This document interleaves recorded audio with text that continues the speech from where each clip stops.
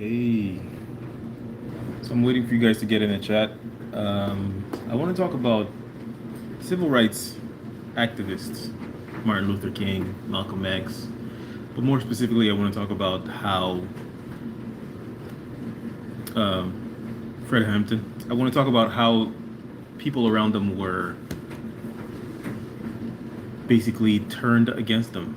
Their loved ones, people they trusted, people they fought for, turned on them, and ultimately were their demise. When it comes to Martin Luther King, I can't say for sure, though I will research it. But when it comes to Malcolm X, we know that the Nation of Islam turned their backs on him. When it comes to Fred Hampton, we know that a member of the Black Panthers was actually turned against him, was sent to him all along to spy on him, to sabotage him, keep an eye on him, and ultimately this led the to law enforcement taking him out while he was asleep next to his pregnant wife at the time. Fred Hampton never got to meet his daughter. Assalamu alaikum. Walaikum salam, Gracie. Salam. Salam, salam, salam. Peace be unto you as well. I have a smear campaign right now. Thanks for your videos. Thank you. Thank you for being here. I'm sorry you're going through that. Blessed Ramadan to you as well, Gracie. Blessed Ramadan to all our Muslim brothers and sisters. Deep topic. Good evening, Deb. Always good to see you. Always good to see you. I'm always happy to see you. Burning Artist says, it's okay as long as I don't react. You would be right about that. You would be 100% right about that. It's gonna be okay. I mean, things might happen to you. As long as you don't react to it, you will not be the one making it worse for yourself. I have a friend. I have a friend who's currently doing directed conversation with me. This is about the third, maybe fourth time that she's been doing directed conversation with me. One of my actual friends came over and said something, like a very specific sentence regarding their dog. And then she said the exact same sentence.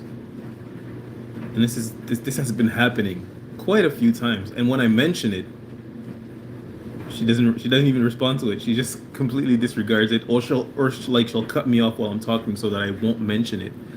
But it doesn't matter. At the end of the day, it doesn't matter. None of this matters. None of these tactics that they use as far as directed conversation, none of it matters. It's only confirming to me that you are indeed part of it, and it doesn't change anything for me. Like, I'm not going to lose my cool and yell at you or anything like that. I feel sorry for you. More than anything, I feel sorry for you, because I just look at it like, wow, I don't see it as you sold me out. I see it as you sold your soul, which is what I want to talk about today. People sold their souls and sold their brothers. When it comes to Fred Hampton, when it comes to Marcus Garvey, that was quite a story. When it comes to Malcolm X, the people that they fought for, that they bled for, that they, dripped blood, sweat, and tears for, were the actual people that ended up being responsible for their downfall. And of course, all of it is orchestrated by yours truly, secret intelligence agencies. What I talk about is very dangerous. There are not many people who get to talk about secret intelligence agencies, the reality of who they are, who they actually are, and make it to be old. However, I didn't start this war. I didn't go after them. They went after me. So, it is what it is. What is the purpose of wearing red and black? It's triggering. I'll be honest with you. Red and black are my favorite colors. I've had a lot of comments about people saying, "Oh, red and black is Masonic or demonic or whatever." I'm I'm not aware about any of these things. If it triggers you, I'm sorry. I would suggest that you either disregard it. If you can't disregard it, then I would still say I'm sorry. You have options here. You can either disregard it, or you know you can come back another day, or the options are yours. I'm just saying this is not symbolic for, like, I'm not sending a message to anyone when it comes to the color of the clothes I'm wearing. I'm very limited in the color scheme of my clothes, and I'm very limited in the amount of clothes I have because I don't buy stuff. I have this same shirt in blue, two of them in blue. I have it in black. When it comes to t-shirts, I have white and black t-shirts. That's it. And when it comes to these, my other colors are in a wash. So I hope this answers your question. I'm sorry. This is triggering to you. Just to note, the Nation of Islam should not be confused with Islam. They are two different things. Of course, I'm not confusing the Nation of Islam with Islam. The Nation of Islam were African American brothers that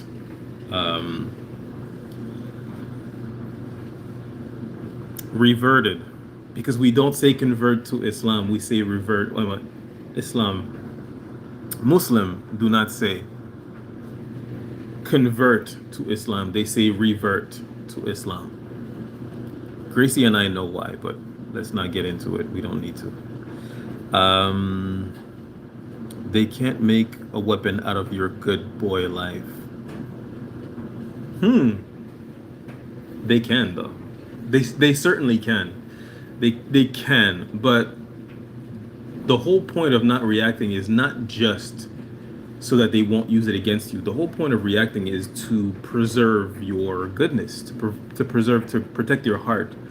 Because if you become reactive, and I made a video about this, and it's a very important video. I wish more people would see it, but I made a video about this. Is that when they get you to react, it changes you. It changes who you are. You become a different person when you are reactive to their attacks. Because once they see that you react to it, they go deeper into their attacks, and they really try to manipulate you into becoming a person that is going to be reactive, violent, angry, miserable, self-unaliving ideas, things of that nature. They really want to make you someone that is going to do something because you've changed into what it is that they want you to change. You're going to do something that they're going to be able to use against you. But make no mistakes, even if you do good, it can always be twisted. The only thing that they say your silence can't be twisted against you, but it can. The whole idea is not just to make sure to not give them ammunition, which I think is very important. Don't give them more ammunition than they already have, or that they've already gathered on you, or that they're already going to use, or create out of thin air. But it's also, don't let them change you. Don't let them change you. If you react to everything they do, or even some of the things they do, it will change you. You will become a different person. You will become what it is that they want you to become, which will make your life worse, because at that point you're giving them ammunition. So not reacting is the best option for all of the reason, and reacting is a bad option for all of the reason. There's just no good outcome to reacting to their abuse tactics, their covert abuse tactics. Now, when it comes to overt, like if someone is like threatening you, or assaulting you, like, hey, go all out, wild out, go crazy, do it for us. We will live vicariously through you. But unless they're putting their hands on you and doing something that you can actually point to and prove, it's just pointless to react. Just remain the good person that you are. Don't let them don't play into their hands. as soon as you react to anything that they do, they're just gonna go, you see, that he's crazy, he's dangerous, and then they'll be able to recruit more people, and whatever. It's just quicksand. It's quicksand. The more you fight it, the worse it gets. Just be cool. Be cool. You're talking truth, so I will let it go. Well, I'm glad to hear that. I'm glad to hear that. I'm glad that you're able to let it go. Like I said, my goal is not to upset you. I just happen to like the colors, and most of my favorite clothes are all in black and white. Black and white are my favorite colors. If the old place I used to live at, my apartment, everything was either red. I said black and white. Sorry, everything was either red or black. I like black, gold, and red. I just do. I don't know. I don't know why. Since being gang stalked, I always thought they sold me out, but never that they sold their souls. But now that you said that, it's definitely true. I'm glad I didn't get revenge. Aren't you though? Aren't you glad? And either way, there's when it comes to narcissistic abuse, getting revenge, getting even, that's not going to get you the end result that you want. When it comes to getting revenge, oftentimes our goal is to teach someone a lesson. You're not going to teach them anything, which is why it's pointless to talk to them, by the way. You're not going to teach them anything. I've had a lot of arguments with people saying they know what they're doing, and I'm like, no, they don't understand what they're doing. If they did understand it, they wouldn't do that. But the truth is, to a certain extent, they do know what they're doing, not to the extent of, hey, your soul is going to hell, because they think what they're doing is right, but they know what they're doing in the sense of you've never done anything to deserve, that if someone did this to you, you wouldn't appreciate it. You've done things that in your life that if people were aware of, they would judge you terribly for. You've said some things about other people that if they heard, if everyone knew, you would have a very unpleasant time. This, but yet here you are.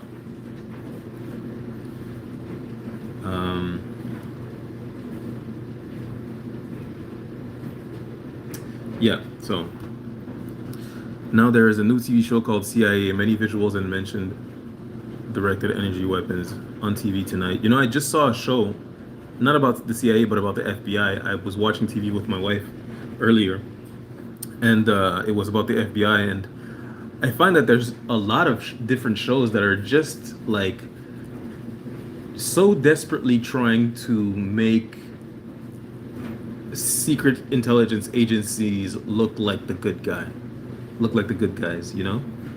and it's so interesting because the population does not necessarily know what the FBI does.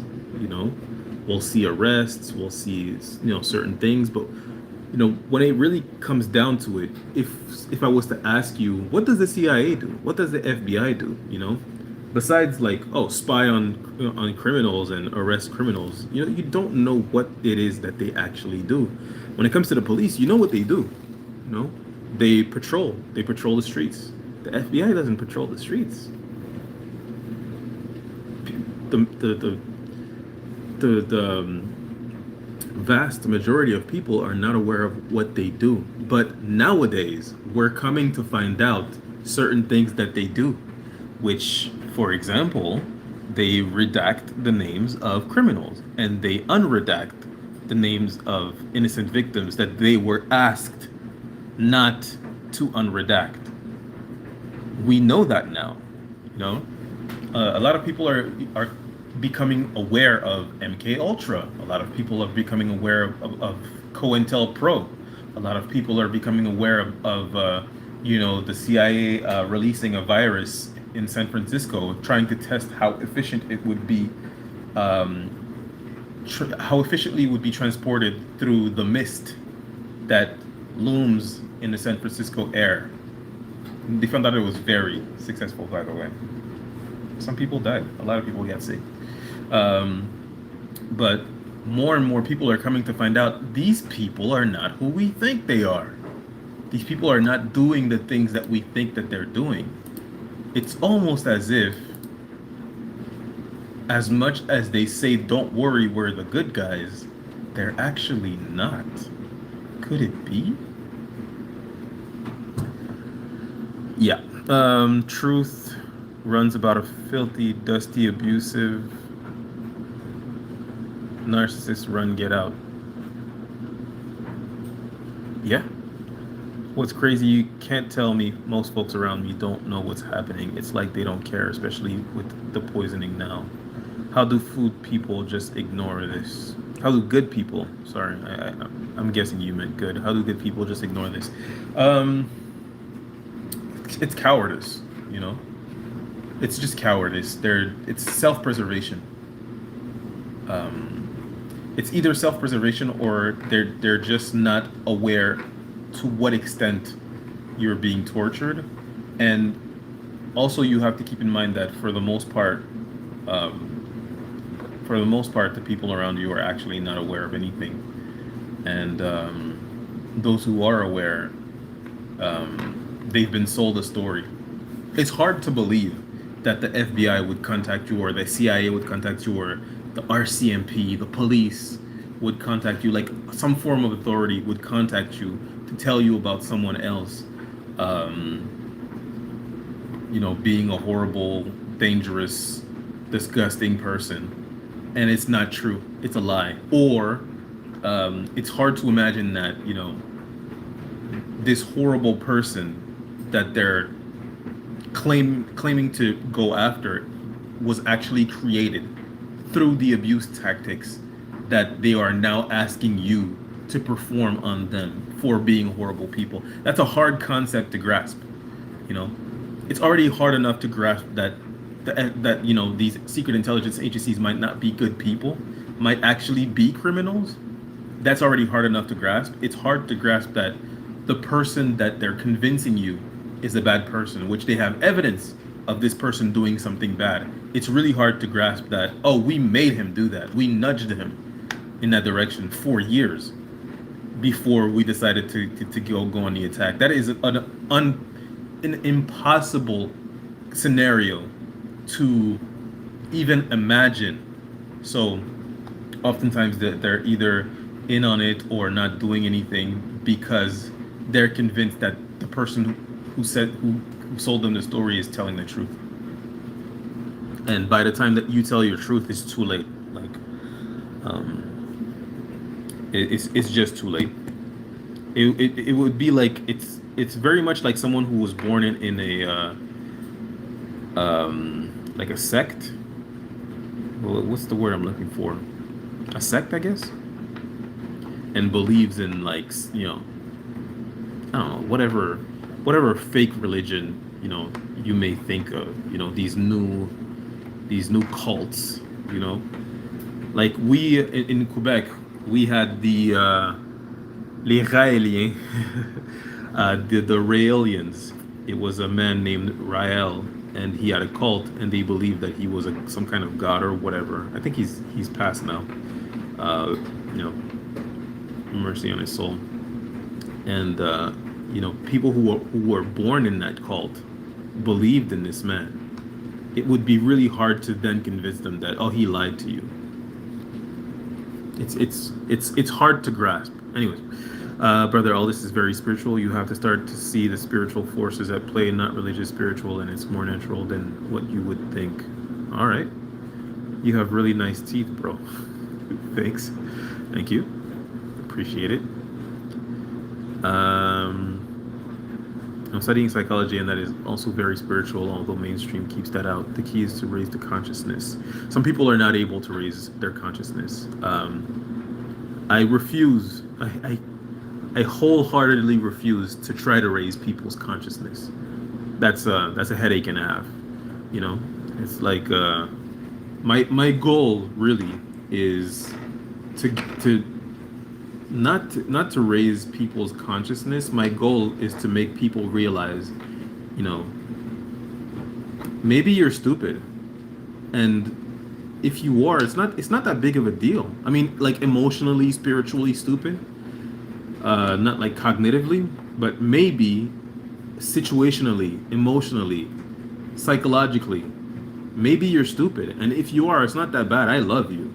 But, be quiet and don't like claim or try to be the judge, jury, and executioner of others if you are stupid.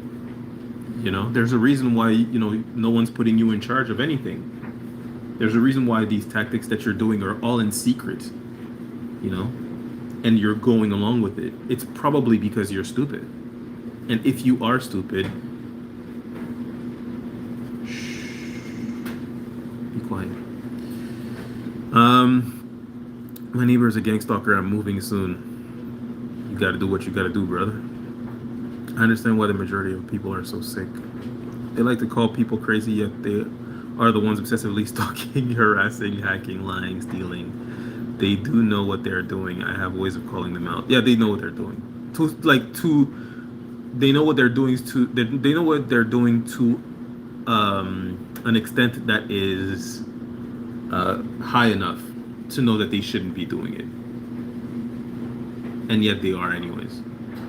I mean, this activity is only okay for them because it's happening to you and not them. And the people that are not saying anything or not doing anything while still aware of it are also not doing anything or saying anything because it's not happening to them. But the issue is that this could happen to you even if you're participating in it and it's not happening to you right now. It could happen to you at any point, and if it doesn't happen to you, it could happen to your children at any point. And the difference between you and I is that when it does happen to you or your family, you'll deserve it because you participated in it or you didn't say anything. You decided to, I'm just gonna be quiet and self-preserve. Well, when they come for you or come for your family, your loved ones, I'm not gonna say I told you so. I'm not gonna say I'm happy it's happening to you. I'm only saying you'll deserve it though. You will deserve that because you saw it happen and you did nothing. You said nothing, or you participated in it. So whatever. Jesus Christ is my Lord. Amen. Did you know that agency employs men with certain abilities to also use in a stalking? What kind of abilities do you mean exactly? Truth Rises. What's up, man? How you doing? Nice to meet you here. I'm from Ghana. Nice to meet you. Shalom. Or in chat. Shalom. Shalom, shalom. You cannot raise people's consciousness. Only the individual can do that for themselves. Right? Right. And some people are completely unable to do that.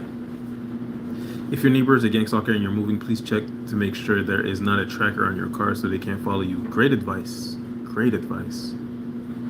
It is our goal in this life to raise our consciousness by doing the inner work. Better to use a GPS jammer in your car than it doesn't matter how many they put on.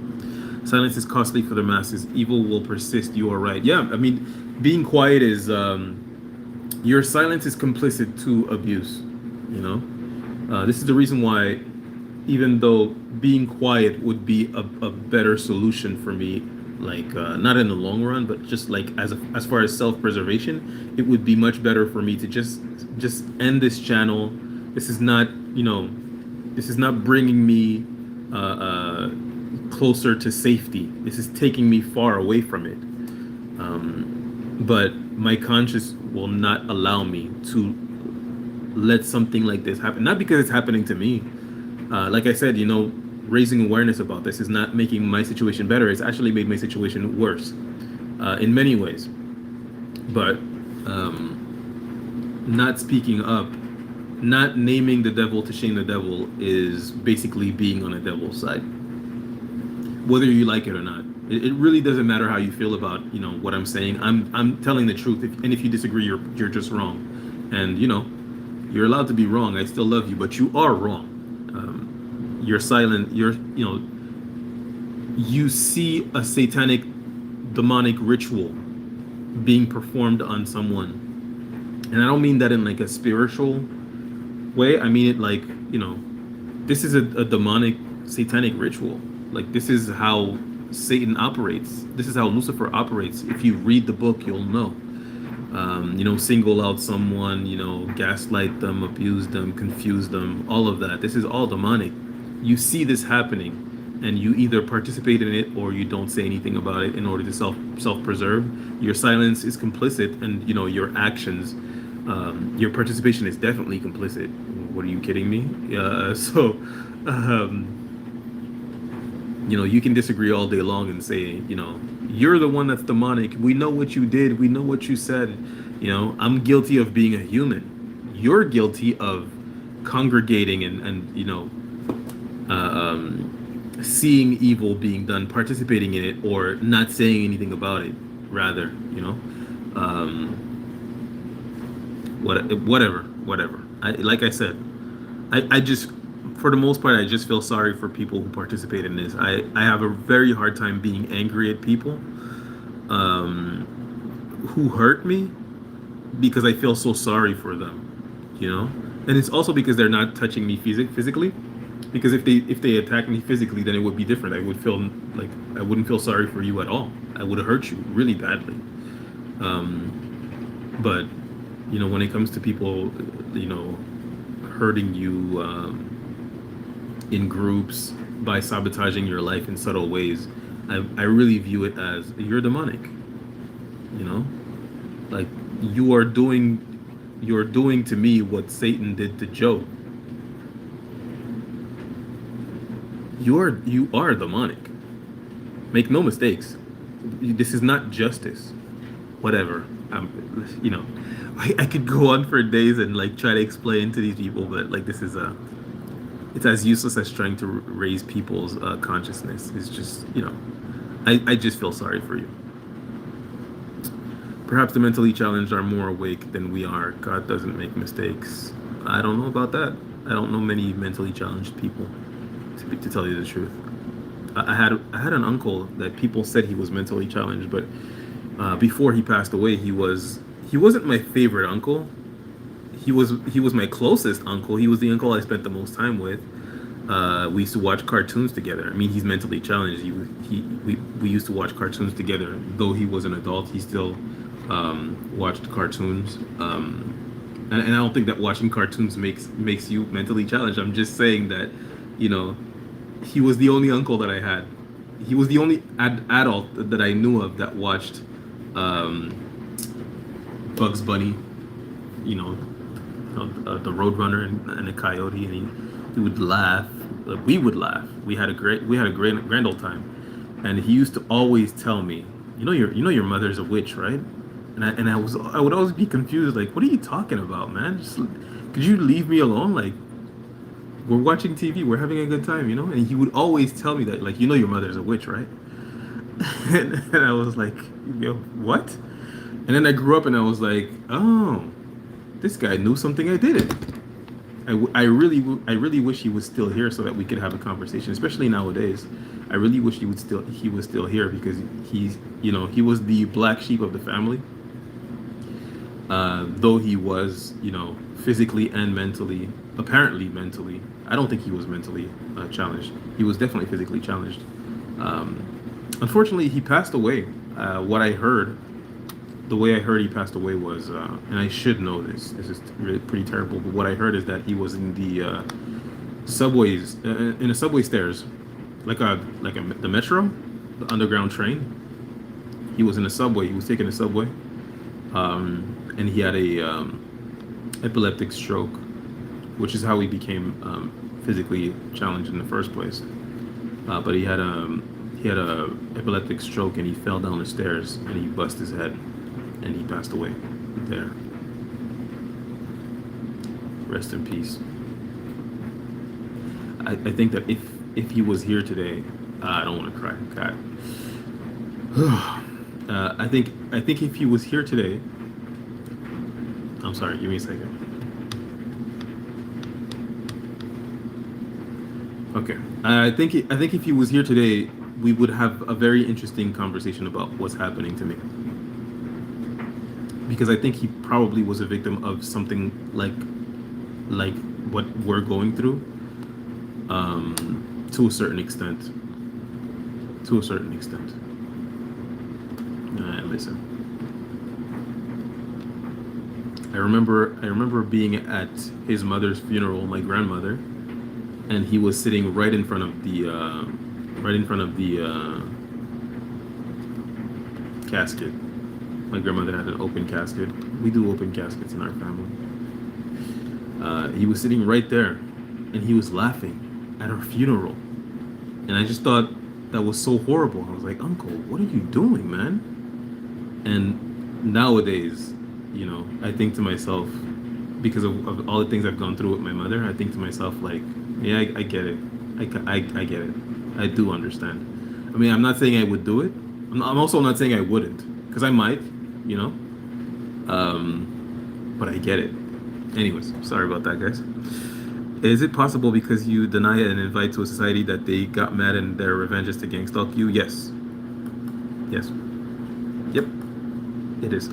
It is possible. This is actually a pretty common story that I hear from people who are being gang stalked is they were invited to join and they didn't, and now they're with us. My wife said something. My wife said something earlier to me that almost made me depressed. She said this world belongs to Satan. It's evil. And I kept repeating that in my head. This world belongs to Satan. It is evil. And I think she's right. I'm really grateful that my wife is so religious because when I tell her about everything that's going on with me, nothing shocks her. And she believes everything I say immediately as soon as I say it. You know? Nothing shocks her. She's just like, yeah, this world is demonic. She's like, have you not been paying attention? And I'm just like, I didn't know. And she's like, it's about time you woke up, son. And I'm just like, how are you happy? You knew this all along, you know? And I showed her, however, I did show her a post from a lady. Someone referred me to her page. She's the African lady, something. Her username is African lady something, and she's being gang stalked. And she went to Senegal, which is where my wife is from. And she said that she's finally leaving Senegal. I'm sure if someone who's following her will know who I'm talking about. But she said she's finally leaving Senegal, and she's saying that she's been gang stalked while in Senegal, and she's happy to leave. And when I showed this to my wife, she was like, I have a hard time believing this, you know, because she's from Senegal and she knows how her people are, you know. And but you know, I think it's this is a situation where the issue is too close to her, so she's unable to see it for what it is. But me being removed, I'm like, people are the same everywhere. It doesn't matter, you know. I don't know if you guys understand what I'm saying. Evil prevails when good men do nothing. Evil prevails when good men do nothing. That's right. That's right. Unfortunately, you know, I can't do much, but I'm doing what I can by raising awareness. It's very much satanic and very spiritual, yes. And he was being gang stalked by drones as well. I have before. I have been gang stalked by drones. I had an argument with another TI on here. He's a Latino, super fit guy. I really admire his ethics for training, but like he's like naturally fit, not like bulky steroids fit, you know. But yeah, and he gives great advice as far as you know, gang stalking. But I had an argument with him. He was saying like, you're not getting followed by drones. These are planes, blah blah blah. And he was just saying like, you know, people who are saying they're being followed by drones need to be quiet. You know, you're making a bad name for gang stalking victims. And when he said that, I just thought to myself like, I used to say people who talk about V2K should be quiet because you're making us look crazy when we talk about gang stalking. Until I realized like, oh, this is real. This exists. It's not happening to me yet. It's not happening to me, but it does exist, right? So, you know, I just decided to not have a back and forth with him anymore. I was like, hey, you can have it, brother. Like, as long as you know, we're on the same side. Maybe you one day, maybe it happens to you one day. Hopefully not. Or maybe you talk to someone that you really care and believe, and they tell you that this is happening to them, and you believe them, and then you start to believe other people, whatever. And maybe it never happens, and you never believe that people are gang stalked with drones. there was this French guy I was talking to on Instagram who's being gang stalked with helicopters. And it's crazy. Like, I think you go on his page, there's like 30 videos of helicopters just coming out of nowhere, hovering over his house, and then leaving. Like a good, at least 15 videos, you know? And he'll date them. Incredible. He's in France. He's in France. I believe he's Algerian. He's definitely Arab. But yeah. Do you believe in aliens? I don't want to talk about aliens.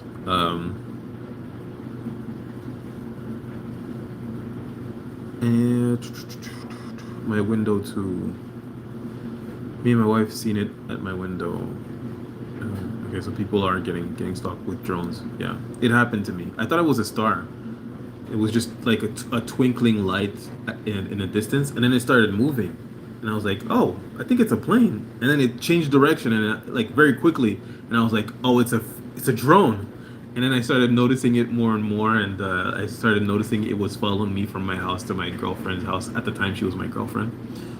And I haven't noticed or looked for them lately, so I don't know if it's still happening. Also, it doesn't matter. Can someone tell me why? Tell you why me? Why you? You pissed off the wrong person. And you know, when it comes to psychopaths and narcissists, they're really not hard to piss off. Sometimes all you have to say to them is no, or I disagree, or you're wrong, or hold them accountable in any way, or make them feel like you are not on their team. It's not hard to piss off a narcissist or a psychopath. You just have to have a differing opinion than them and not be quiet about it. Anyways, fighting the good fight beyond doing good things at first. Think about this. If you all were not being targeted, would you be watching videos on YouTube trying to expose gang stalking? Be honest. That's a good question. If I was not being targeted, I think your question is much more. I think your question goes too far. I think your question goes too far. I think if I was not being gang stalked, I wouldn't believe in gang stalking. That's the truth of it. If I was not being gang stalked, I probably would not believe in gang stalking. Because the only instances where I've heard about this are like civil rights activists. And in my mind, you know, like for example, when my brother told me he was being followed and you know, he called an Uber and the same guy that was following him pulled up and, you know, picked him up, which is a story that I've heard over and over from targeted individuals. I didn't believe him. My first thought was, like, bro, you own nothing. You're not rich. You don't owe these people money. Like, why would they risk their own freedom to hurt you and follow you? Waste their time, their money, you know, put so much effort into following you around. For what? You're the king of nothing. You don't do public speaking. You know, you're a regular 9-to-5 person. You don't sell, you know, pharmaceuticals. So yeah, unless if it was not happening to us, you know, going as far as saying like we wouldn't be watching videos trying to expose them is ridiculous because we wouldn't believe it. Which is why I don't get mad when people don't believe me. You know, I get shocked when people do believe me, and there has been people that do believe me. There's this guy named Ali I went to high school with. I think he lives in Toronto now or Ontario, but when I told him about it, he believed me instantly, and he was like, "Get some pepper spray, get this, get that," and I was just like, "Why do you believe me? What's happened to you?" And he didn't go too deeply into it, but he just said like, I know this world is evil, and he gave me some really kind words. Ali, he said, "I know you're gonna find a way to raise awareness about this, and you're going to find the right words and blah blah." And This is a guy I went to high school with. I'd never had a conversation with him the whole time we were in high school, and we had like a bunch of common friends and stuff, but we never talked. We were like friends by association, and just the kindest person that I've talked to. Insane, insane. I wish I wish we had been friends. Anyways, and I told this other lady, she lives in West Island of Montreal, which is pretty much Ontario. Like people basically only speak English over there almost. Even like people who go to French schools. But I told her about it, and she believed me instantly. And I was like, "Why the hell do you believe me?" And she was like, "Oh, my husband is Mexican from Mexico. Like, we know evil. We've seen evil."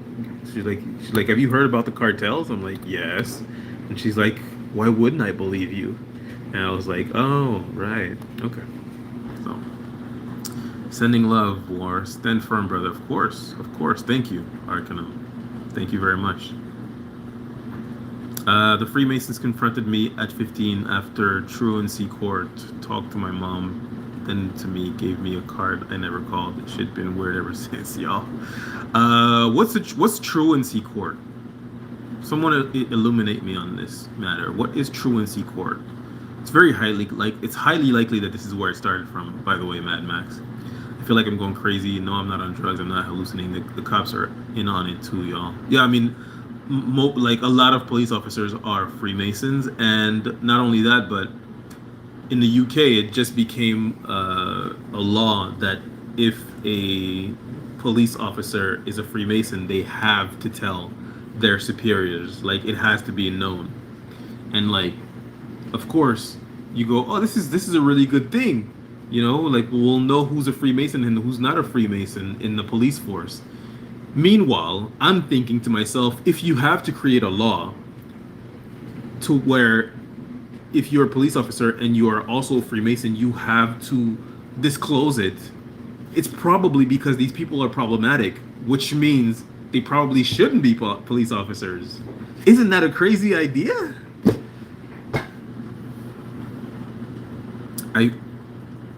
I feel frustrated because I don't feel like a smart person. People tell me that I'm smart. I don't feel like a smart person. But I do feel like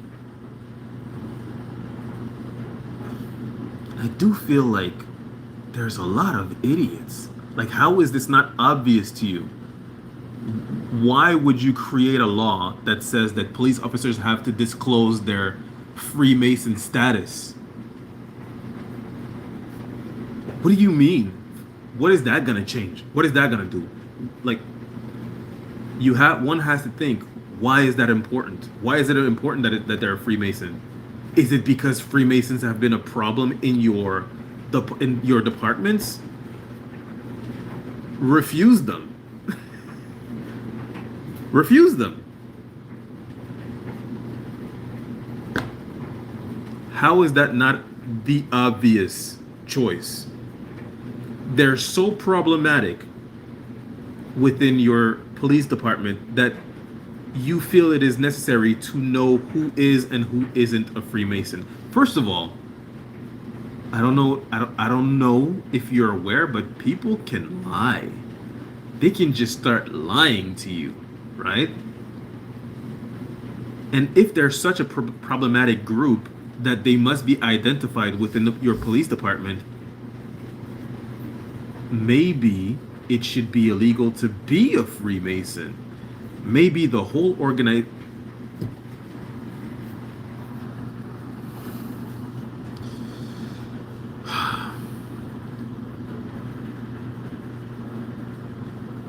All right, I'm gonna calm down here. You're a truth speaker, and that is a lot. Thank you. You're not going crazy. Oh, I think you're talking to Mad Max. Or are you talking to me? I don't know. I'm sorry. I'm glad you have someone in your corner that believes you. So am I. So am I. Psalm 91 is one of my favorites. I love Psalms. The story of David is a great one. It's very similar to our story. David wins at the end. You know, I used to read the story of David back when I was younger, and the story says that he beat Goliath with a stone launch, like a rock. I don't know what the word is.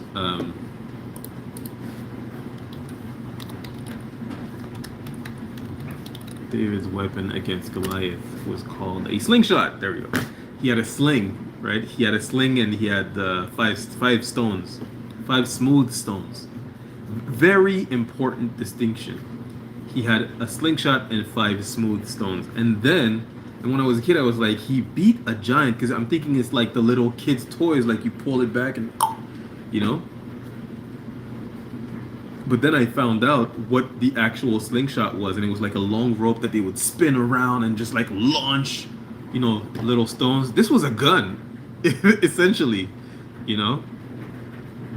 Goliath, didn't lose to David because David was, I mean, I don't want to say he wasn't protected by God here. But what I am saying is that Goliath brought a sword to a gunfight. David had a gun, and he had good aim with his slingshot. So there's a message here that I'm not quite saying, but I'm hoping you're hearing it. You know, what are you guys hearing when I say this? Sorry. What are you guys hearing when I talk about this? David's slingshot was essentially a gun. He wouldn't just like throw stones. He would launch at top speed, smooth stones. They were bullets. Anyways, I know who you're talking about. I talked to him too. He kind of talks feminine, but he's really built. HR telling me that I wasn't getting bombarded by EMFs, and I know for a fact that I am. Yeah, he does. He does talk pretty feminine. Like, I do think he might be. I mean, if my gaydar is not off, I think he's homosexual. Maybe he's not, and if he's not, like, no insults. I'm not insulting you. I don't mean this in a negative way or whatever. Whatever people choose to love, like I don't make it my business. And also, like, I don't want to be that guy who says, some of my best friends are gay, but I had a friend back in high school that I always thought, like, man, this guy is so nice. He's so, like, I felt uncomfortable being around him because of how nice he was. Not because I was like, oh, he's hitting on me or whatever. I was just like, do I deserve to be this guy's friend? He's such a nice person. And it turns out he was gay. Like, he has a boyfriend right now, and he's like a great person. Um, you know, last concert I went to was with him. It was me, him, my cousin, and we had a great time. We went to go see Hobson, a Hobson concert in Montreal. That was really awesome. Somebody tried to steal Hobson's shoe, and he was about to knock him out. That was a fun time. Anyways, um, I'm so happy I found this page. I'm happy you're here. I'm happy you're here. Yeah, guys, read Psalms. Psalms is where it's at. 23, 91, 47,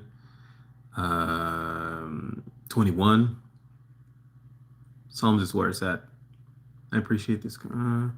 These people, nothing human who has that time. Yeah, yeah, yeah. Like I said, it does when people turn against you and start to mess with your life, and your friends are in on it, your family's in on it, your coworkers are in on it. It does make you feel like you woke up in the twilight zone and, like, you know you're in a different dimension. It's like, you people can't be human. How could you do this to me? You know. And what's really the biggest mind fuck is, I'm sorry, I didn't mean to curse. The biggest mind warp is they feel the same way about you because they've heard the horrible things about you. That's why they're doing what they're doing. So they feel justified. They're like, how could you be such a horrible person? That's how they feel. So that's really the mind warp here. That's really the mind warp here. It's however you feel about them, they also feel that way about you. Like for example, my uncle who betrayed me, and I mean, I wouldn't say he joined in on it, but like he's definitely aware of what's going on, of me being spied on, and he's pretending like he's not. He feels betrayed by me. That's why he feels so justified to do what he's doing. You know, um, and I wouldn't say that like to a certain extent he's not right because I did gossip about him, about other family members, but it's like I'm sure he's gossiped about me before. Like when I was a kid, there were like things people would say about me, behind my back, like my uncles, my aunts, my cousins, or things that they would do, and it's just like, hey, thanks, 2K money, appreciate it, appreciate the gift, thank you, brother. But it's just like the point I'm making is that the reason why it's so useless to speak to these people is because no matter how you feel about them, they also feel that way about you. They feel like they're right because they were privy to information, um, private information about you that makes them feel that way. Either because you've done something, you've said something, you've done something to them behind their back, or said something about them behind their back, or just like, for example, if you have a gay uncle and you made some, homophobic jokes or whatever, and he's not seeing that, like, these are jokes. I mean, I'm only like, this is like a hypothetical situation. It's not what I'm going through. I don't have a gay uncle that I know of, or like any. I don't think I have a gay. Well, I do have one gay member of my family, but he's not out. But actually, I have a cousin who's bi, and she's in on it. And I'm guessing it's because of like actually this situation might apply to me. I made some jokes, uh, you know, some distasteful jokes, but they're jokes. Like I said, I don't have anything against the LGBT community like at all. I see people as people, and I don't judge people based on their creed, their sexuality, their race, their gender. I judge people based on their character, and but jokes are jokes, and jokes are funny, whether it be racist jokes, sexist jokes, uh, you know, they're jokes, whatever. But yeah, the mind warp is however you feel about them, they also feel that way about you. And this brings me to the point I wanted to talk about, which is MLK, Malcolm X, Fred Hampton, Marcus Garvey being betrayed by their own people, you know? But the truth is, the people that betrayed them also felt that, you know, Malcolm X was betraying them. The Nation of Islam did not do not feel like they betrayed Malcolm X. They feel like Malcolm X betrayed them. And if you've seen the movie, you'll know what I'm talking about. When they turned their backs on him, they didn't turn their backs on him like, oh, we're gonna betray this guy. They felt like he said something or did something that betrayed them, and they turned their backs on him. They felt that he was like too like he was talking as if he was more important than the Nation of Islam. And it's all egos, you know?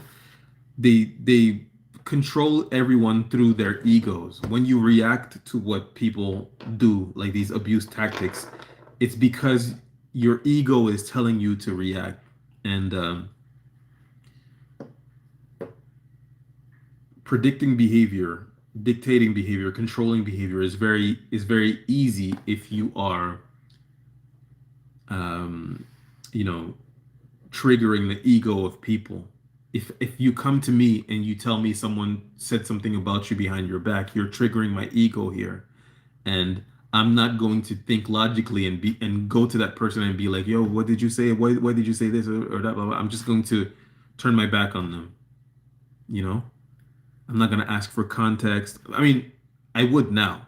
Make no mistakes, I would now, but back then, like before I was aware of what was going on, if what what they're doing to me, what they're doing to my family and friends, if they were doing it to me, basically saying, "Oh, this person said this about you," or "This person feels this way about you," and or like whatever, they did this behind your back. back then I would just, I mean, I wouldn't retaliate because that's just never been who I am. However, I would feel like they do deserve to be retaliated against, and I would also feel like whatever happens to you is justified, and I would also not talk to you anymore. I would turn my back on you.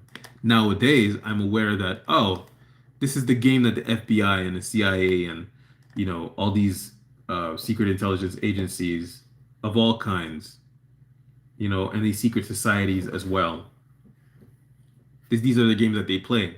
They turn brothers against brothers, uh, you know, fathers against children, mothers against children, children against parents.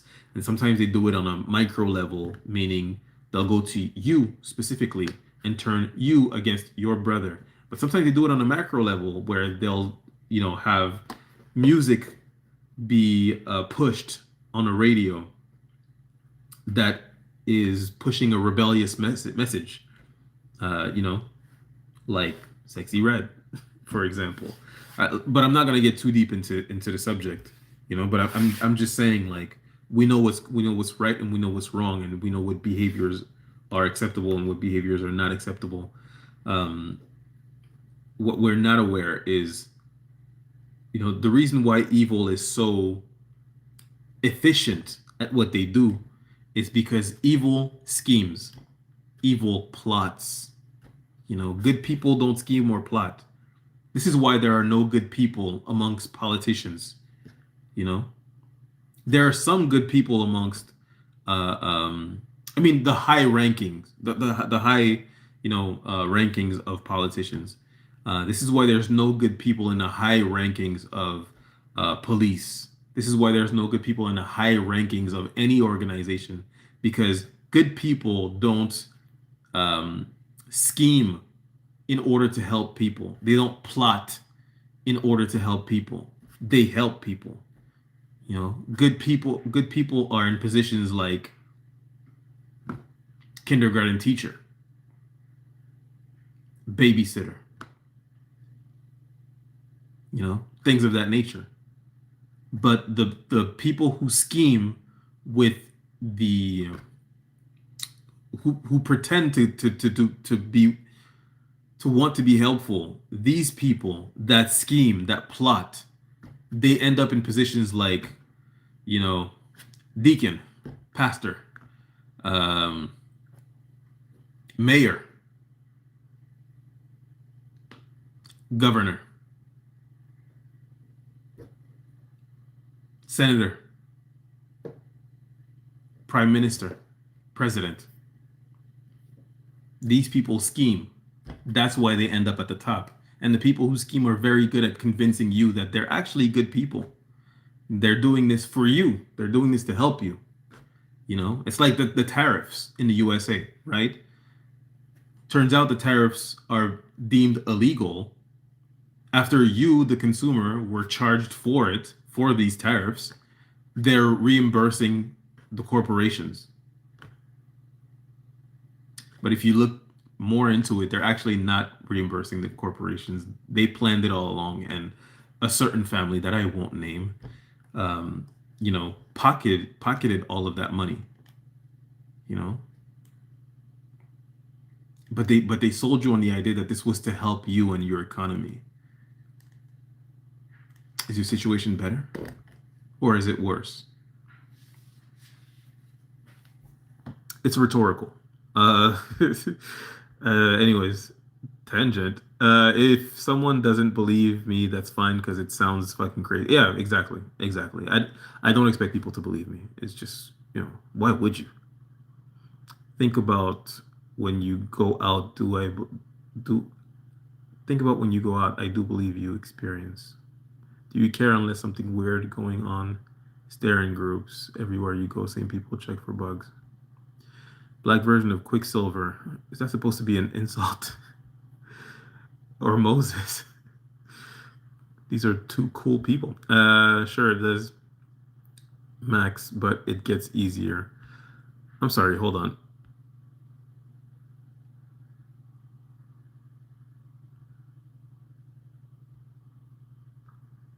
I think this might be a gang stalker.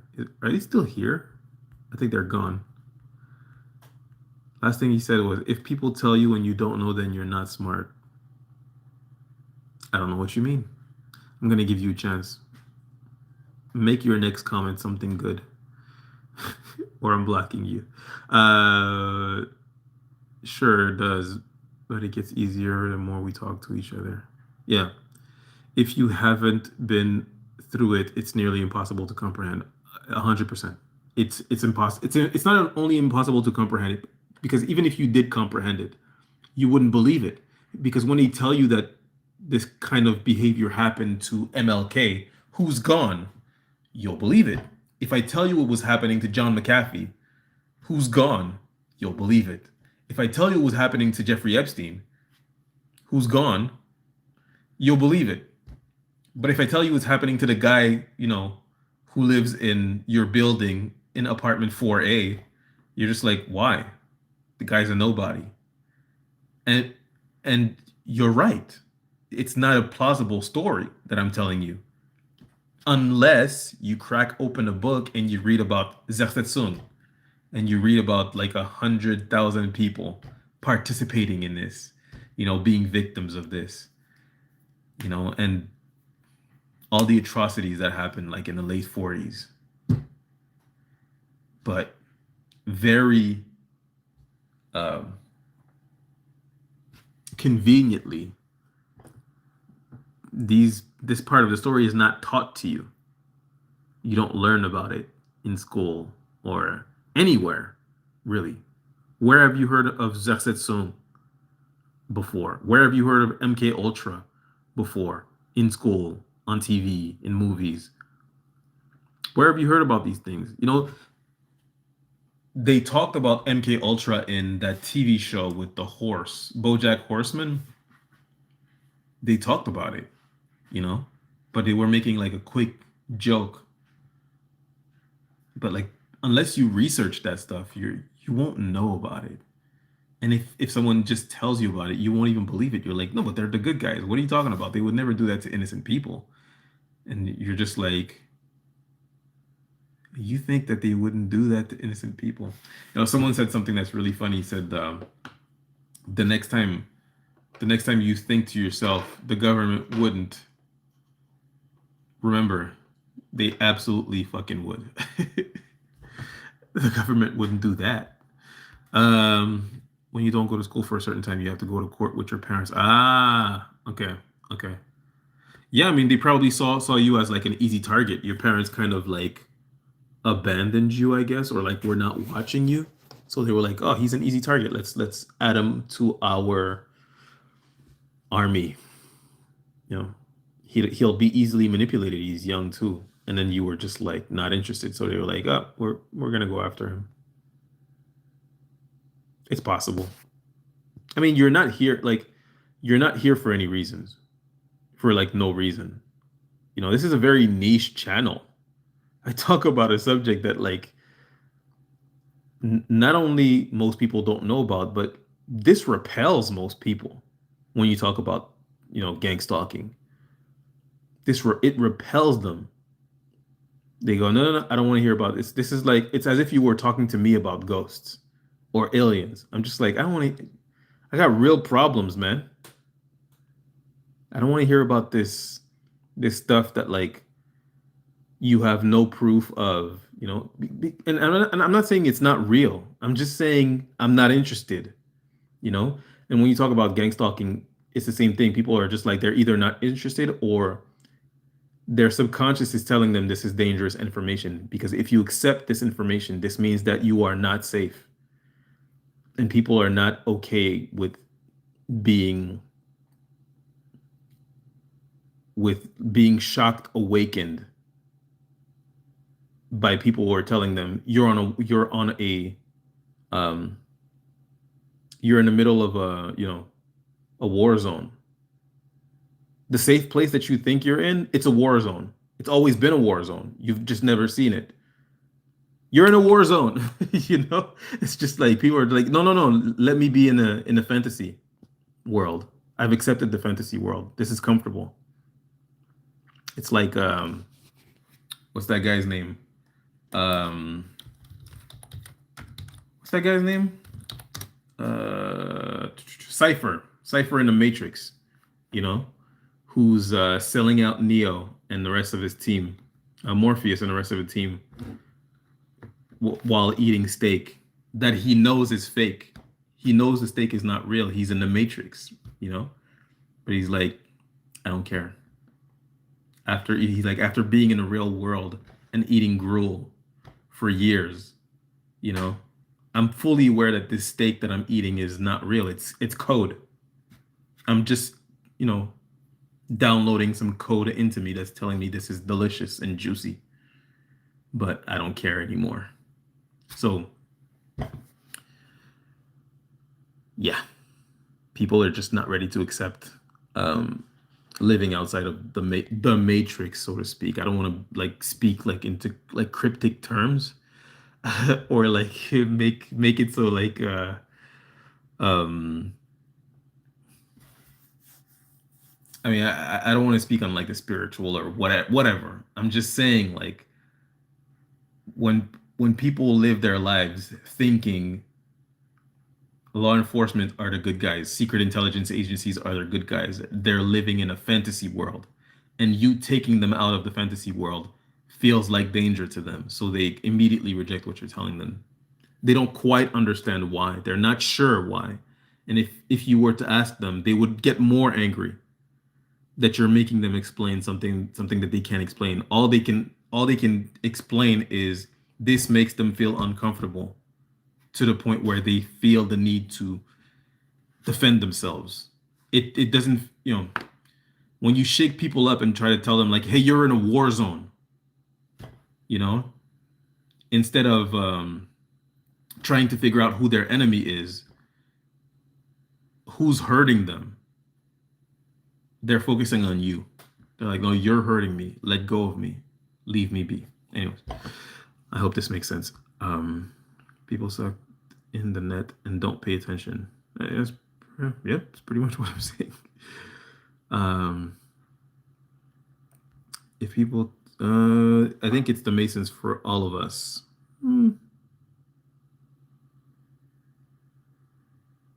Possibly. I don't know. That's why I didn't join. Yeah, good for you. You get to, you know, you get to keep your soul. I hear you, brother. I don't feel I'm really smart either. I look around me and I see so many ignorant people. It's not a good feeling being the smartest one in the room, especially when you know. It makes me feel, what's the word I'm looking for? In French, the word is hautain. Let's Google it. Hautain. Hautain in English. Haughty. Snooty. Pretentious. Arrogant. It makes me feel pretentious when I think to myself, am I the smartest person here?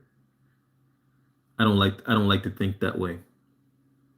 And I don't think that way. I think to myself, if I wasn't being targeted, I probably would not be the smartest person in the room, or I probably wouldn't feel like the smartest person in the room. And I'm probably not the smartest person in the room. I'm just aware of something that no one else is aware of. And it makes me feel that way. Does that make sense? Did you make the Discord yet? I'm not joining Discord. It's not happening. That's not happening. I'm sorry. I know you've been asking for it, and I actually promised you that I was gonna do it, but that was before Discord said that they're gonna use I believe they were talking about using some form of digital ID, or you know, just like taking you know, people's informations. I'm not doing Discord. Not happening. Not happening. Nope. I don't use AI. I don't use Discord. I'm not. I do not wish to participate. What does the shoot set you free mean when there's been threats? There's a time and place to stand up and a place to dissociate. I've been told to disassociate.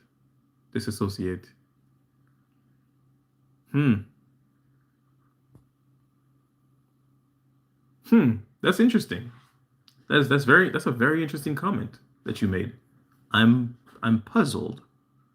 I'm intrigued. You've pulled me in. I want you to speak more. What do you mean? Hey, what's up, H-Town? How you doing, man? Malcolm X got off code with the Nation of Islam. Yeah, he was fighting for his people, and his people rejected him. I don't think it's. I do not believe that it is a coincidence. I do not believe that Malcolm X did something to deserve it.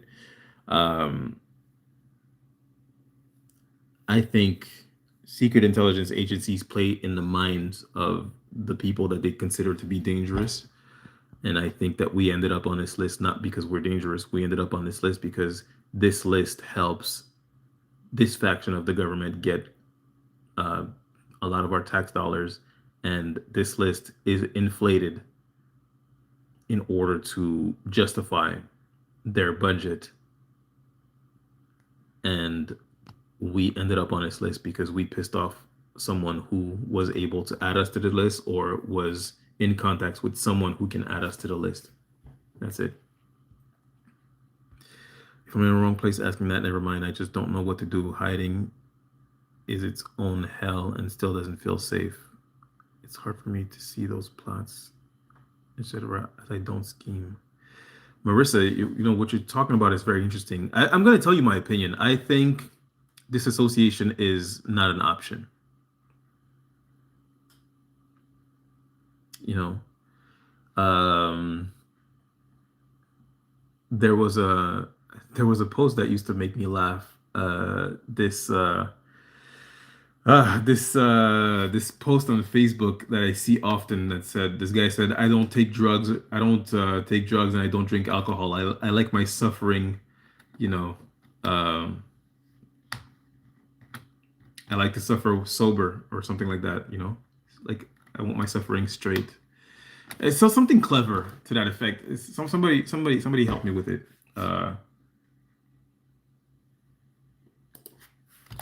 Actually it's bugging me. I'm gonna.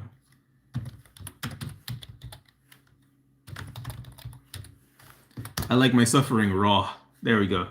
I don't drink alcohol or do drugs. I like my suffering raw. I think that radical acceptance is the gateway to your mental freedom. I don't like the idea of disassociating or repurposing this experience into something that it's not. Like, you know. But then again, you know, to each his own. I'm not telling you how to handle your experience. I'm just telling you how I handle my experience. I don't disassociate or dissociate. I'm constantly present. I'm constantly aware of my surroundings. I like it that way. I mean, I don't like that I have to be that way. And I don't like the fact that I'm suffering, but I like the way I'm handling it.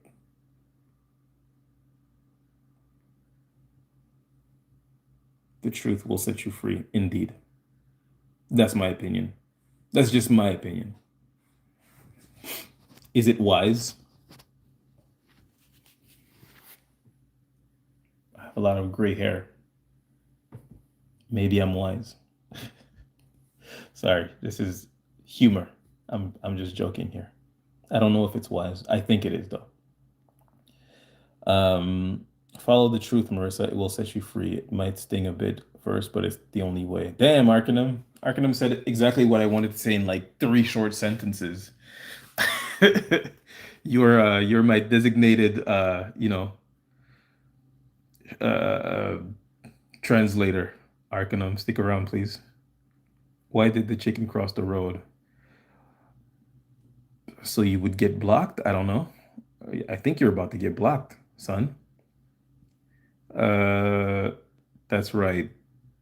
Um, can being a celebrity family member get you on the gang stalking list as well? Yes, yes. You know, there is a celebrity that has been gang stalked, and it's actually pretty well known. He just didn't call it gang stalking. He said there was a ring of criminals targeting Hollywood celebrities, and it was Randy Quaid. It was Randy Quaid. Randy Quaid, who was in one of the most popular movies, Christmas movies, um, Christmas Vacation, National Lampoons. You know, like it's a whole series of movies. Funny guy, Randy Quaid. Anyways, but he was gang stalked, and he thought it was targeting just Hollywood stars, which makes sense, honestly. You know, if I was Randy Quaid or if I was a celebrity and I was being targeted, and I knew of other celebrities that were being targeted, I would think it's only happening to celebrities. They're trying to basically take our money from us and divorce us from our, they're going after celebrities because they're jealous or hateful or they're trying to rob us, whatever. But he was going through the exact same thing that we're going through. And he was talking about it, and he had a channel on YouTube where he would talk about it. And then his channel turned into more of a theatrical thing. And then he started to support Trump, which I thought was interesting. I don't judge, anyways. Um, but yeah, it is possible that being in a celebrity family made you more likely to be noticed, which ended up being your downfall into being gang stalked. It's possible. It's highly possible. Marissa, Jesus will help you navigate. Pray, ask for divine help. Also keep attending lives for support and information from others who have been exposed to this for some time. That is great advice, Annette. Thank you. Brother, please spell it. Zadzedzun. I'm trying to research it. What? Zadzedzun? Zers. I'm sorry. I'm so sorry. Zersetsung. It's Zersetzung. Again, that's Zersetzung. Zersetsung. It's a German word that means decomposition or erosion, slow kill, which is exactly what we're going through. Zersetzung was an operation by the Stasi, which is the East German secret police, their version of the CIA or FBI, and Zersetzung was an operation that was being ran on unsuspecting civilians, innocent civilians, where they would enter their homes, place recording devices, they would move furniture around, steal stuff, add stuff, just and then gaslight them. They would get communities to harass someone by spreading rumors about that person, whether true or false. Oh, this person is a homosexual, blah blah blah. He's a homosexual in your community. This person is a chomo in your community. He's made this child and this child a victim, and blah blah. And then whole communities would turn on these victims of Zersetzung, and it is presumed that about 90% of the population of East Germany at the time participated in this. So, if you don't know about Zersetzung, then it is very easy to not believe that gang stalking is real. If you know about Zersetzung and you've read about it and you believe in it, then it is really hard to not believe that this would happen again because it wasn't the first time in the first place. Yeah.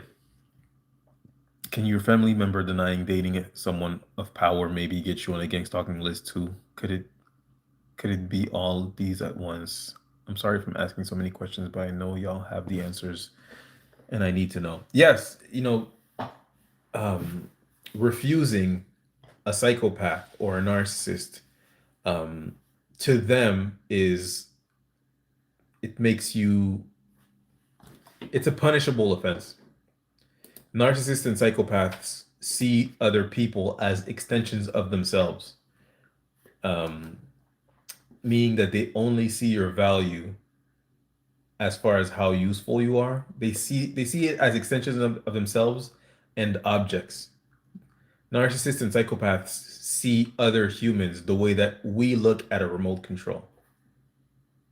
If the remote control is not working properly and the batteries are still in and the batteries work, I change the batteries in there and it's not working, my reaction is going to be to smack the remote around, you know? And if the remote breaks, I'm not going to cry about it. I'm going to get a new one, you know? Your value to a narcissist and a psychopath is your usefulness. And when you make yourself other to them, meaning that you um, inform them of your boundaries, you remind them that you are not an extension of them. You are your own person. They see it as a great offense, a narcissistic wound to them, and they feel you need to be punished because you hurt their ego, which is why your family members turn on you often, is because the story that has been brought to them has hurt their ego. You said something about them in their backs that has been reported to them that hurt their ego, and now you are deserving of punishment for hurting their ego. And a narcissist's ego or a psychopath's ego is a very fragile thing. Though it is huge, it's like a balloon that takes up the whole room, meaning you no matter what small movement you make in that room, you may trigger that ego. It's also very fragile like a balloon. So once you pop it, you sort of destroy them, which is why they have a really hard time with accountability, admitting that they did or said something wrong. Because for them to admit that they did or said something wrong is akin to destroying their ego, destroying them. It's basically telling them you are a worthless human being. You know, you think you're telling them you forgot to take the trash out, and they're losing it on you because you're telling them that. But really, what they're hearing is you are a useless human being. You should unalive yourself. And they respond to it as if you were telling them that, not you forgot to take the trash out, or you lied, or you hurt me, or that comment you said, that joke you made was hurtful. At first they go, you're being too sensitive. And then when you go, no, no, no, you hurt me. You actually hurt me. You think that they will have empathy for you, but they don't have room for empathy for you. They're protecting their ego. The answer to your question is yes. I'm sorry for going on a tangent here. My wife loves it when I go on tangents. I always apologize, and she's always like, "You don't have to apologize. You can you can just go. We're talking. I'm listening." Anyways, I have the craziest story for you. Like I literally just came from the psych ward. It's so crazy what's happening. Let me know. You're all good. All of these things could potentially get you stopped. Yeah, it could. I already have super PTSD. This sucks. Yeah, well, I'm sorry. I'm sorry. I kind of move blindly with open eyes in the back of my head. The truth is also known as the great comforter. Radical acceptance is key. 100%. 100%. I was born with gray as a kid means wisdom. And I wasn't born with gray hair, but I've had gray hair since I was young. Maybe I was born with gray hair, but the real reason why I have gray hair is because I'm a Targaryen. I'm just kidding. Uh, it's genetics. It's a gift from my grandfathers. They were gray. They were both gray very young, and my parents decided to have kids together, and I inherited both their genes, and I kind of like it. I think it looks cool. I get people telling me like you look 16 and 61 at the same time. I thought that was funny. They were saying it to like hurt my feelings, but I was like, that's funny to me. I think I look fairly handsome. I think I look way more handsome than I actually look. I try not to let it get to my head, though. Hemingway, the writer, was also gangs targeted a targeted individual. Was he? That's interesting. Hemingway.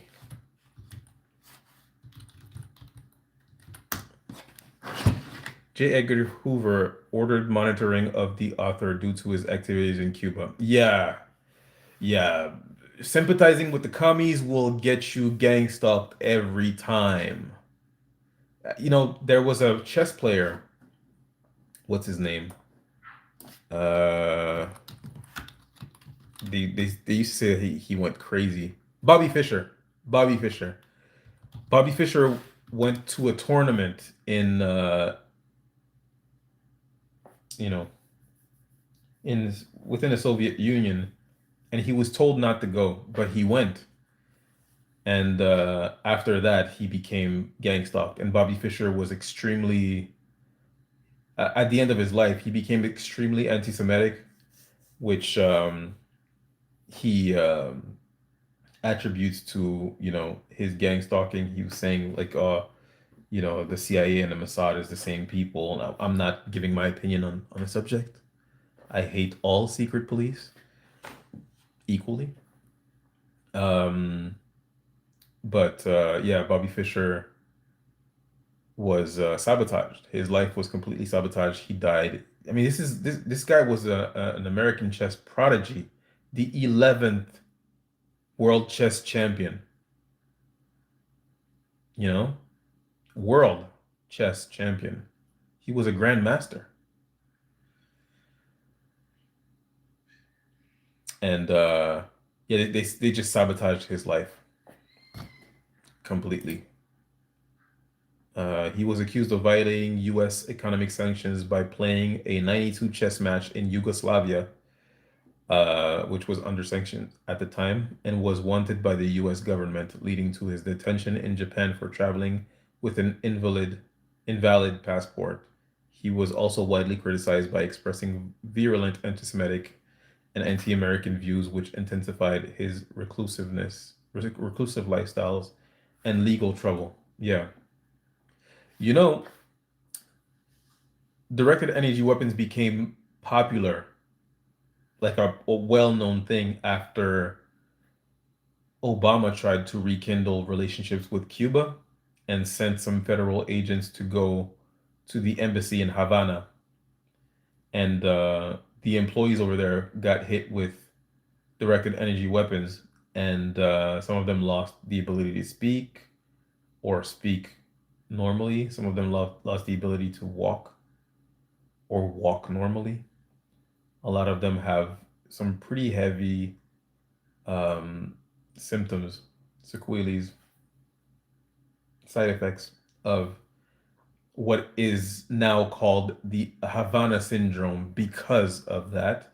And doctors confirmed it. Doctors confirmed, yes, this is, these people have concussions, as if like I'm looking at their brains. It's almost like they were football players for like 40 years. They have severe damage, all of them in their brains, uh, which is in line with directed energy weapons, and it was confirmed, and they started calling it Havana syndrome. So yes, Havana is in Cuba. So yes, the sympathizing with communists, whether in what is now called Russia but used to be the Soviet Union, or Cuba, or Korea, it will get you targeted by the government, by secret intelligence agencies. Please believe it. So Ernest Hemingway was 100% targeted. Yes. I mean, J. Edgar Hoover himself had him spied on. So they gave him the King David treatment. I was gang stalked also. It was a total different thing a year before. My focus for college might get shot. From reporting what I'm talking about, I don't trust there will be proper protection in place. There won't be. Virginia Giuffre came out and spoke against both Prince Andrew and Jeffrey Epstein, and said that she was trafficked by Jeffrey, and that she was a victim of both of these men. She should have been protected. She did an interview on 60 Minutes, just like Havana Syndrome. So 60 Minutes is pretty much the only news outlet that I trust. Uh, it is the only news outlet I trust. To be clear, it's the only one. Um, but she did an interview with this lady Guthrie, Guthrie's daughter. I think it was something Nancy Guthrie or something. Um, no, her daughter. Sorry, give me 1 second. Let me just find her name. Annie Guthrie, right? She did an interview with was it Annie Guthrie? Virginia Giuffre did an interview with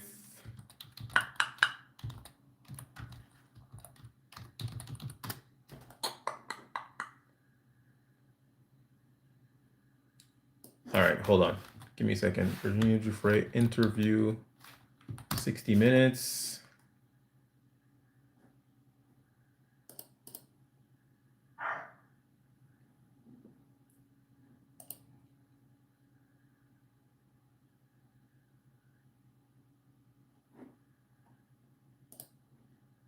Give me just a second, guys. I'm so sorry. Savannah Guthrie. Virginia Giuffre spoke with Savannah Guthrie on the Today Show in 2019. Virginia Giuffre was then hit by a bus. She should have been protected. She wasn't. She was hit by a bus. She survived. And then later on, she passed away, and her death was ruled a self-unaliving. She had made many posts on X, on Facebook, in many places, in her diaries. She would say, I don't have self-aliving ideations of any kind. I love my life. I want to live to the fullest. These people are after me. I need protection. She named her abusers. These were very powerful men, Prince Andrew and Mr. Jeffrey. She needed protection. She didn't get it. She got hit by a bus and she passed away, and her death was ruled self-unaliving. I call BS, obviously. And now, today, Savannah Guthrie's mother has been kidnapped. She's missing. Right now, I think it's been like 2 weeks now since Savannah Guthrie's, the same person who interviewed Virginia Giuffre in 2019, her mother is missing.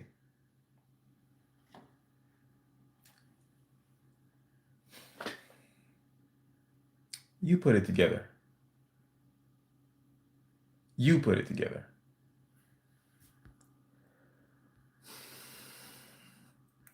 I left a story on your video with a guy speaking about gas talking in court. Did you see it? Yeah, I saw it. I saw the guy. Sammy or Semi.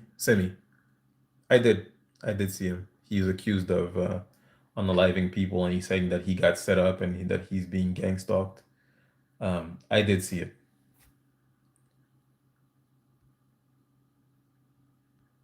I want to go live with you one day. Go live with you. I'm sorry. Live with you. I want to go live with you one day. Maybe one day. Maybe one day. Have you read The Rights Council? No, I haven't. Should I?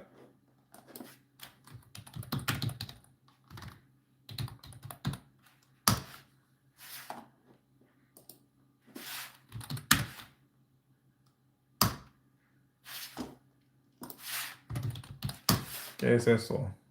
I can't even find it.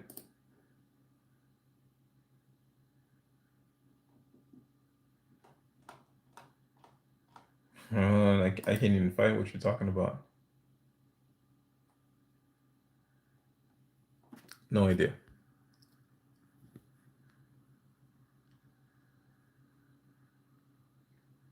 You will be okay. They will not unalive you. They want you afraid and to become unrivaled. Keep it together. Yeah, I mean, the chances of them taking you out are very low. You got to figure Virginia Giuffre did the interview and she spoke up about what happened to her, and it took a long time for them to actually like physically go after her, allegedly. And this was a person that could, end them, essentially. That should have, honestly. It shouldn't have taken all this time to investigate, to amount to nothing, and then redact their names, criminals. And their goal is not to, I mean, don't get me wrong, keep your wits about yourself. You are, by all means, none of us are safe. What I am saying is that their goal is not to end our lives quickly and abruptly. Their goal is to either, slowly poison us, our food, or, poison our lives so much that they become unlivable. Their goal is for us to take ourselves out so that they can have clean hands. So just keep that in mind. That's why it's so important not to react to their abuse, because they want you to become unhinged and lose your support systems, lose your livelihood, end up homeless. In the end, they want you to take yourself out. That's really the goal. They feel very happy when they punish you. Yeah, they're pretty sadistic people.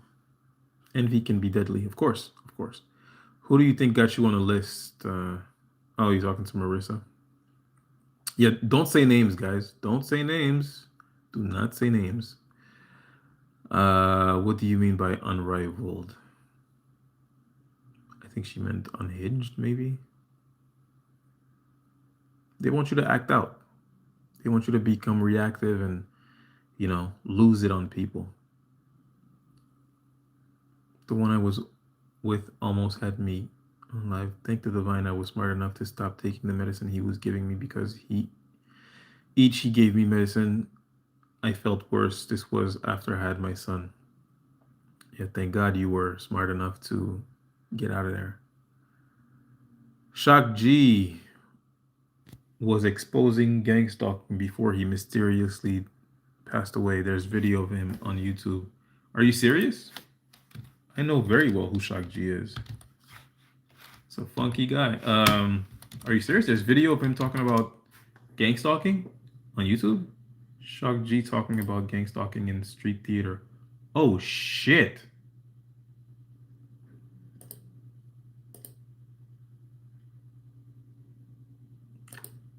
He's talking about street theater.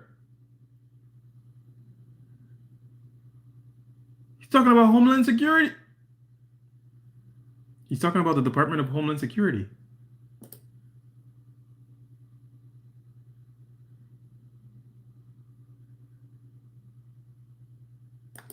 I'm listening to Shock G right now. He's saying to people, I want everyone to know that whatever DHS is telling you about me, they're fooling you. What they're telling you about me is not true. I'm listening to it right now. Like, you just put it in the search bar, Shock G. Oh my God. I have chills right now. I'm not even kidding. I have chills. They gang stalk Shock G. He's saying they're fooling you. What they're telling you is not true. Hold on. Let me keep listening to this.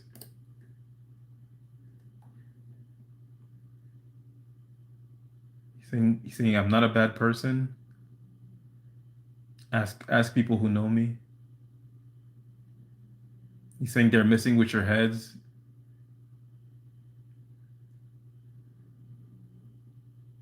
And he said, he's saying, like, he's singing it, like he's freestyling it, like while playing piano. And he's saying, they're lying to you. They don't care about you. When they finish running this game on me, they'll come for you. Because you know too much. Guys, hold on just 1 second.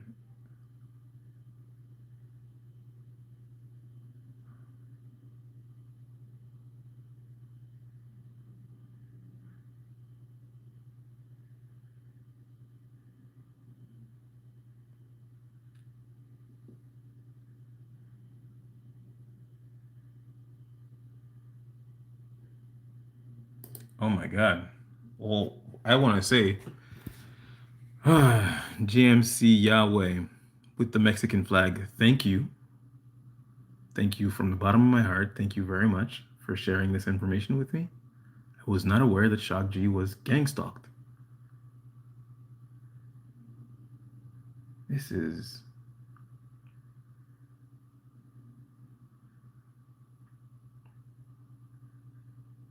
shocking because he did pass away, strangely, and he was too young to pass away. He was 57, died in Tampa, which I hear is really terrible, Tampa, when it comes to gang stalking. Cause of death, they say accidental overdose on fentanyl, methamphetamine, and alcohol. BS. BS. I call BS.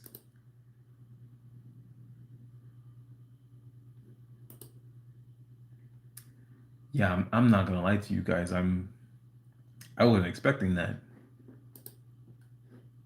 I wasn't expecting that at all. And Shock G would have made a hit talking about, gang stalking.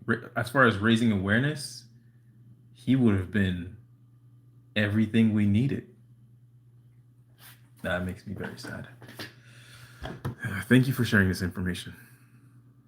Rest in peace, Shock G. The question is why there are so many evil people in the world.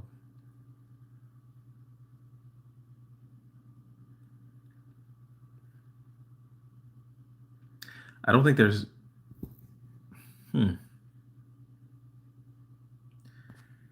I think it feels that way. I think there's a lot of evil people in the world, There really are.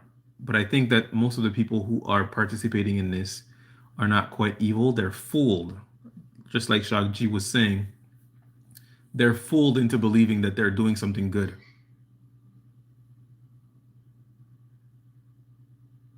Because the secret intelligence agencies, the secret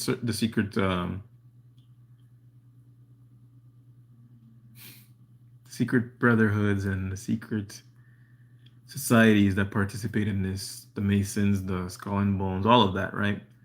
That participate in this are very good at convincing others that they're the good guys.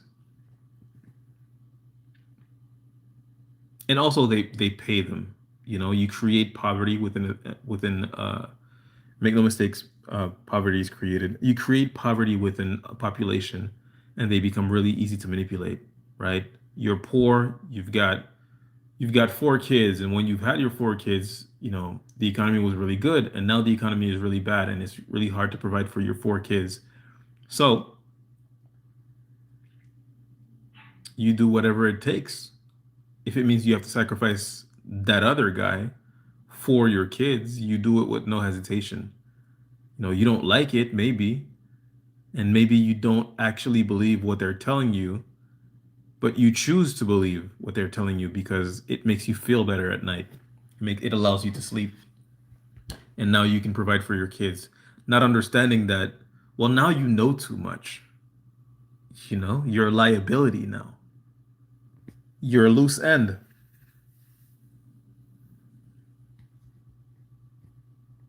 You think you're safe because you think that the person who they're going after deserves it, or the person they're going after that's it. After them, it's over. But you know too much. I'm shocked. Shock G was gang stalked. My mind is blown.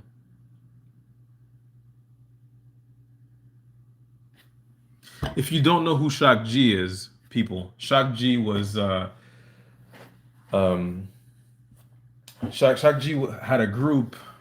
called it was a cool name. Shaggy was part of Digital Underground, and before Tupac Shakur had his solo career, Tupac Shakur was a member of Shaggy's group Digital Underground. They would do dances, rap music, graffitis, just hip hop, right? And the first video that Tupac was in, the first music video Tupac was in that ended up on TV was a part of Digital Underground's. It was a Underground music video. It wasn't a solo project. So Shock G and Tupac were really close friends. Um, yeah, this is gonna mess with me for a long time. Um, anyways, I know for a fact someone, yeah, yeah, yep. They use 5G towers. A lot of sociopaths in the world. Nobody wants to cross them. We're gone for a long time. What? Enlil and Sindar. Who? What? What is Pierre Duhem? What are you talking about? Who are these people you're mentioning?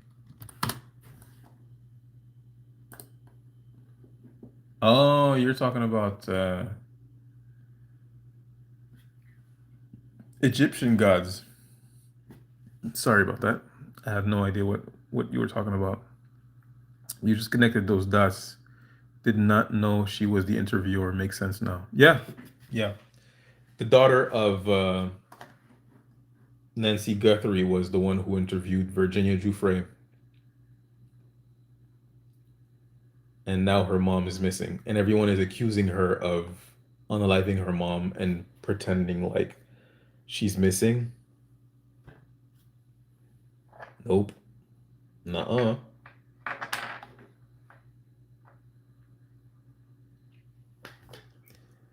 Um,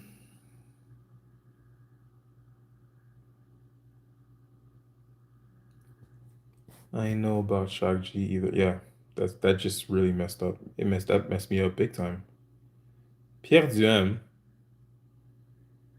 Um, I don't understand what you're saying. Make yourself palatable, brother. If you want your message to go through, you have to make it palatable. I'm just giving you advice here. You do with it what you will. This is why I don't. This, by the way, this is why I don't talk about the spiritual side and religion, it's because he's talking about gods that I don't know. Uriel, Elil, Mesopotamian deities. I don't know them. I'm sorry. People pay to mess up lives they don't care about neither. Tupac was gang stalked. A lot of our celebs. Yeah, Tupac was definitely gang stalked for sure, for sure. Hey, have a good night, Arcanum. Have a good night.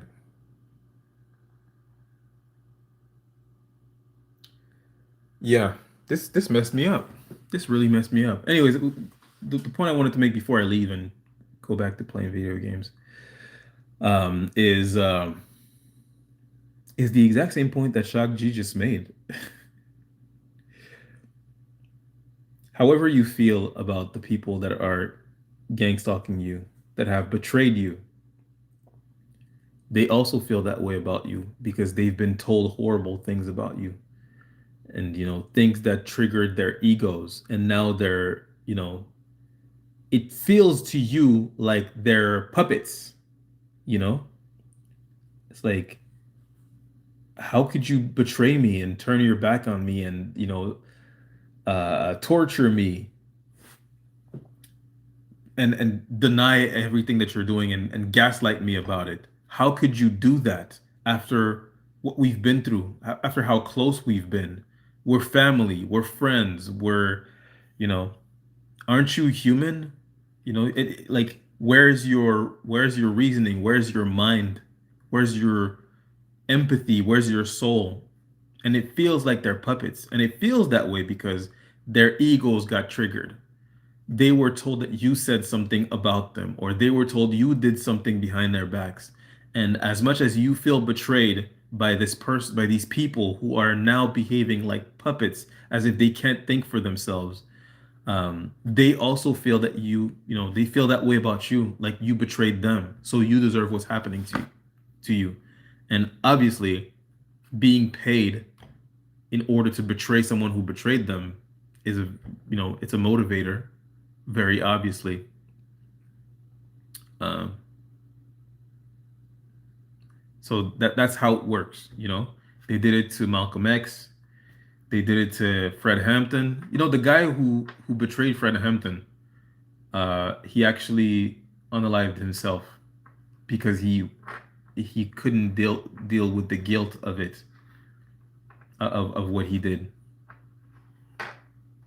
And I don't wish on the you know I don't wish death upon anyone, but um,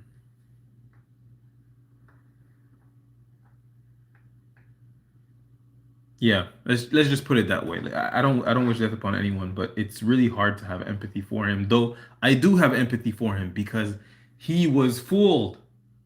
He had a criminal record. He needed money. He was being manipulated into believing that this COINTELPRO operation that that ended up being the end of Fred Hampton. He believed that he was not only doing something good, but he was self-preserving, and he was being lied to. So it's easy to hate that brother who did what he did. And for a time I did as well. Fred Hampton is my hero. I mean, the man was 21, and he built what was known as the Rainbow Coalition. He got a bunch of brothers from, the natives, the Puerto Ricans, the KKK, and he let them all know, let's join together. We are not enemies. Our enemy is the same person. We have a common enemy. And obviously they took him out.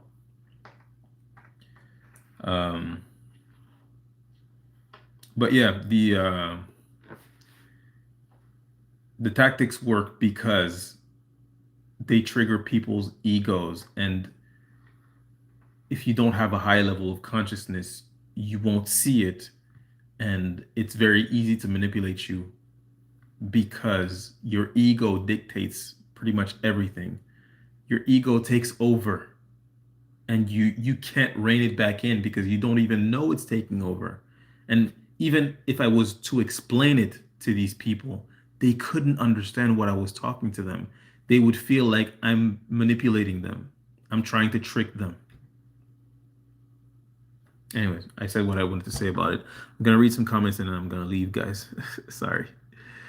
Can't have room for empathy because they have to protect their egos. I think this is well said. Thank you. Yeah. How would you do this? Some people are good at faking answers. How would I do what? Question their intent always. How do I know if someone is on my side and whether someone will turn on me? Ha! That's a great question, and I have an answer for you. Um, in this ordeal, in what we're going through, it is not viable to trust anyone. Trust no one. No one deserves your trust. Trust in God and trust yourself. Trust yourself to see people for who they are when they reveal themselves. Trust yourself to act accordingly. Trust yourself to uphold proper boundaries and learn through discernment, which is basically wisdom, which is learned through experience. Trust yourself to be a good judge of character Trust God to give you the discernment through experience to judge people's character and behave accordingly with them. Trust no one. Trust yourself. Trust in God. I hope that answers your question.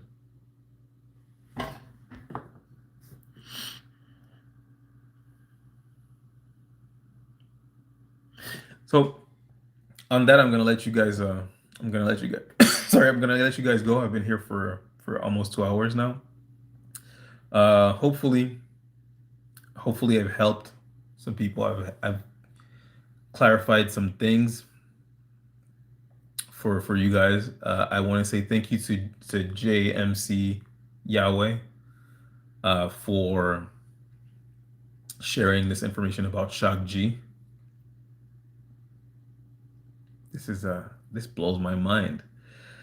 And yeah, always remember, you deserve grace. You deserve mercy. Love yourself first, always. Take care.